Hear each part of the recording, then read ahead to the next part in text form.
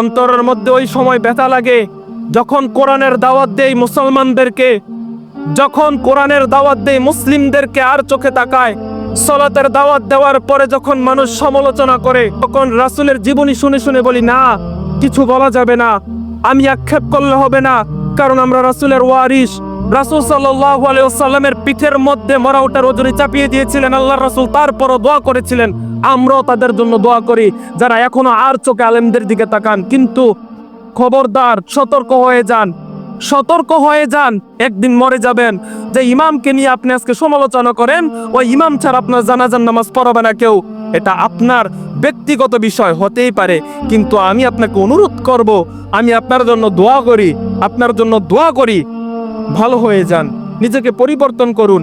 আমাকে যদি গালি দেওয়ার পরও আপনি সালাত আদায় করেন, তারপরও আপনি সালাতে আসেন, কোনো সমস্যা নেই। কিন্তু একটা কথা চিন্তা রাখবেন, আল্লাহ তাআলা বলেন ফালা সাদ্দাকা ওয়ালা সাল্লা। এই আয়াতটা প্রত্যেকটা সময়, প্রত্যেকটা মিনিটে মিনিটে অন্তরের মধ্যে গেঁথে রাখবেন।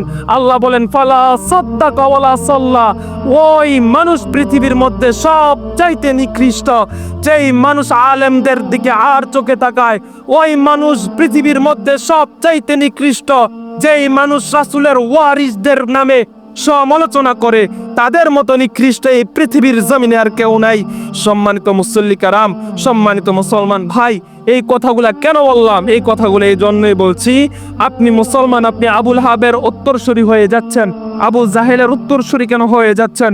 আপনি আবুল আহাবের ইতিহাস পড়ে দেখেন।